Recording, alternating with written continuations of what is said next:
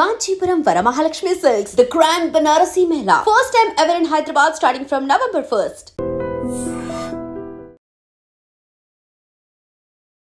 విశాఖ పెందుర్తి పరిధిలో దారుణమైన ఘటన చోటు చేసుకుంది. అత్త కోడల మధ్య మనస్పర్ధలు, అత్త అనుమానాస్పద మృతి వెనుక అనేక అనుమానాలు అయితే వ్యక్తమవుతున్నాయి. అయితే కోడలే సినిమాటిక్ రేంజ్లో అత్త మర్డర్ ప్లాన్ని స్కెచ్ వేసి ఆ తర్వాత అది ప్రమాదంగా చిత్రీకరించింది. కానీ ఎవరైతే మృతురాలు కొడుకున్నారో తన భార్యే ఇది చేసింది అని చెప్పేసి పెందుర్తి పోలీస్ స్టేషన్లో కంప్లైంట్ కూడా ఇవ్వడం జరిగింది. ప్రజెంట్ ఈ కేసుకు సంబంధించి పూర్తి డీటెయిల్స్ తెలుసుకుందాం. మనతో పాటు ఎస్ఐ స్వామినాయుడు గారు ఉన్నారు. సార్, అసలు ఈ కేసుకు సంబంధించి ప్రమాదంగా చిత్రీకరించింది అంటున్నారు. ఎలాంటి ప్రమాదం అని మీకు ఇన్ఫర్మేషన్ వచ్చింది సార్? నమస్తే మేడం. ప్రమాదం అంటే నిన్న మార్నింగ్ 9 గంటలకు మనకి ఇన్ఫర్మేషన్ వచ్చింది మేడం. వర్షిణి అపార్ట్మెంట్లో ఫైర్ అవుతుందని చెప్పేసి ఇన్ఫర్మేషన్ వచ్చింది. మనం వెంటనే అక్కడికి వెళ్ళి చూడడం జరిగింది. చూస్తే ఆ ఇంట్లో ఫైర్ అయ్యి ఒక ఆమె పెద్ద చనిపోయి ఉన్నారు. దాని మీద తర్వాత మేము ఎంక్వైరీ చేస్తే భర్త వచ్చి మన పోలీస్ స్టేషన్కి వచ్చి ఒక రిపోర్ట్ ఇచ్చాడు మేడం. దాంట్లో అంటే మా భార్యకి మా మదర్కి పడక నా భార్య మా అమ్మగారిని చంపేసి ఉంటుందని చెప్పేసి ఆయన ఒక రిపోర్ట్ ఇవ్వడం జరిగింది. దాని మీద కేసు నమోదు చేయడం జరిగింది. బాడీని కేసు షిఫ్ట్ చేస్తాం, దాని మీద దర్యాప్తు చేస్తున్నాం. సార్, ఫస్ట్ ఫైర్ ఇన్సిడెంట్ ఇంట్లో అయిందన్న ఇన్ఫర్మేషన్ ఎవరు ఇచ్చారు సార్? అపార్ట్మెంట్లో అన్నోన్ పర్సన్స్ మన కంట్రోల్ రూమ్ ఫోన్ చేయడం జరిగింది మేడం. మనం వెళ్ళాం. ఆ సమయంలో ఇంట్లో ఎవరెవరు ఉన్నారు? ఆ సమయంలో ఈ భార్య తల్లి కంప్లైంట్ లేడు మేడం. హస్బెండ్ బయటికి వెళ్ళారు, మార్నింగే బయటికి వెళ్ళారు.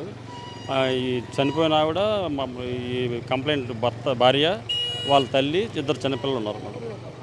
సో అంటే ఇప్పుడు అతనికి వచ్చిన అనుమానాలు నేపథ్యంలో ఎందుకు అత్త కోడల మధ్య ఏమైనా గొడవలు అవి జరుగుతున్నాయి సార్? అంటే వాళ్ళు చెప్పేది గత కొంతకాలం నుంచి గొడవలు అవుతున్నాయి సార్. అది నేను నా భార్యను అడిగితే ఆ మనస్పర్ధలతో నేను చంపానని చెప్పిందని చెప్పేసి మనకి రిపోర్ట్ కంటెంట్స్ మేడం.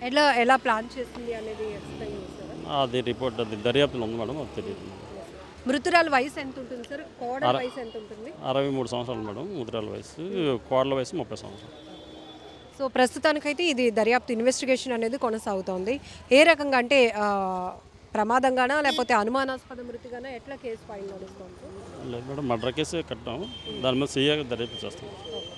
సో ఇక్కడ మనం చూడొచ్చు, విశాఖ పెందుర్తి పోలీస్ స్టేషన్ పరిధిలో జరిగినటువంటి అత్త మృతి వెనుకతల కోడల హస్తం ఉందని కొడుకే నేరుగా కంప్లైంట్ ఇచ్చున్నాడు. ఎందుకంటే తన భార్యకి అమ్మకి మధ్య కొన్ని నెలలుగా కూడా గొడవలు జరుగుతున్నాయి. ఈ నేపథ్యంలోనే అతను అంటే అక్కడ ఇంట్లో ఫైర్ యాక్సిడెంట్ జరిగి ఆమె చనిపోయింది అనేటటువంటి ఇన్ఫర్మేషన్తో పోలీసులు ఘటనా స్థలికి వెళ్ళారు.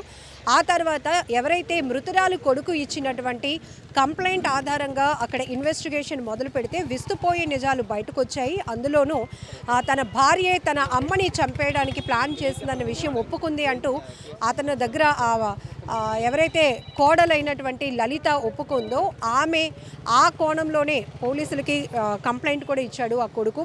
సో ఇందులో చూస్తే కనుక దొంగ పోలీస్ ఆట ఆడుదాం, అప్పటి వరకు మనవరాలితో పాటు ఆడుకుంటున్నటువంటి ఆ అత్తని ఆట పట్టించి నమ్మించి అలానే తన్ని పక్కదోవ పట్టించి మర్డర్కి ప్లాన్ చేసినట్టుగా కూడా ప్రస్తుతానికి ఇన్ఫర్మేషన్ అందుతోంది. ఎందుకంటే ఇన్వెస్టిగేషన్లో ఉంది కాబట్టి ప్రస్తుతానికైతే పూర్తి వివరాలు అయితే ఎస్ఐ గారు చెప్పలేకపోతున్నారు. కానీ ఇప్పటికే మనకు వస్తున్నటువంటి ఇన్ఫర్మేషన్ ప్రకారం అత్త కోడల మధ్య మనస్పర్ధలు ఉండటం వల్ల అత్తని ఎలాగైనా అడ్డు తొలగించుకోవటానికి కోడలు వేసినటువంటి స్కెచ్, ఆమె పేరు మృతురాలి పేరు అంటే అత్త పేరు కనక మహాలక్ష్మి, కోడల పేరు లలితగా తెలుస్తుంది. వీళ్ళు పెందుర్తిలో ఉంటున్నారు.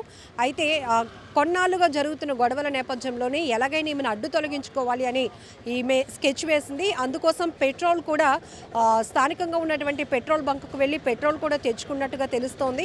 అయితే ఇంట్లో మనవరాలతో ఆడుకుంటున్న సమయంలోనే మనం దొంగ పోలీస్ ఆట ఆడుదామంటూ ఆమె కళ్ళకి గంతలు కట్టి చేతులు కూడా కట్టేసి ఆ తర్వాత ఏదైతే ఫ్యూయల్ ఆల్రెడీ పెట్రోల్ తెచ్చిపెట్టిందో ఆ పెట్రోల్ ఆమెపై పోసి దీపం వెలిగించి తగలబెట్టినట్టుగా కూడా ప్రాథమికంగా అందుతున్నటువంటి సమాచారం. ఆ తర్వాత దీన్ని ఒక అగ్ని ప్రమాదంగా చిత్రీకరించి అందులో అత్త కాలిపోయారు అని అందరినీ నమ్మించే ప్రయత్నం చేసింది. అయితే మృతురాలు కొడుకు ఇచ్చినటువంటి కంప్లైంట్ ఆధారంగా పోలీసులు ఇప్పుడు వేగవంతంగా దర్యాప్తు కొనసాగిస్తున్నారు.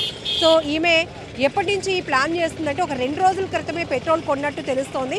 బట్ ఈమె అత్తని చంపాలి అనే ఆలోచన, దుర్మార్గపు ఆలోచన ఆమెకి ఎప్పటి నుంచి నడుస్తోంది. దానికి అనేక రకాల స్కెచ్లు ఇంతకుముందు వేసిందా, అప్పుడు విఫలమై నిన్న జరిగినటువంటి ప్రమాదాన్ని చిత్రీకరించి పోలీసులు కూడా తప్పుదోవ పట్టించి ఈ రకమైన మర్డర్ ప్లాన్ చేస్తుందా అనేది కూడా కేసు దర్యాప్తులో పూర్తిగా తేలాల్సి ఉంది. ప్రస్తుతానికైతే ఆమెను అదుపులోనికి తీసుకొని రిమాండ్కు తరలించారు పోలీసులు.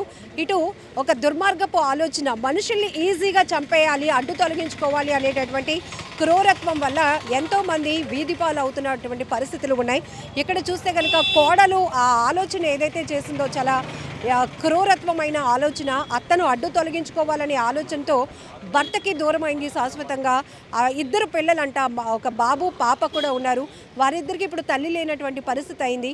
ఎందుకు ఇంత ఆలోచన చేస్తున్నారు? ఒక రకంగా చెప్పాలంటే సినిమాల్ని, సీరియల్ని తలపించే విధంగా అందులో విలన్ క్యారెక్టర్సే. బట్ రియల్ లైఫ్లో చాలామంది విలన్ని ఒక్కొక్కరుగా బయటకు వస్తూ వాళ్ళు చేస్తున్నటువంటి స్కెచ్లు, మర్డర్ ప్లాన్లు చూస్తుంటే మాత్రం షాకింగే అని అనిపిస్తోంది.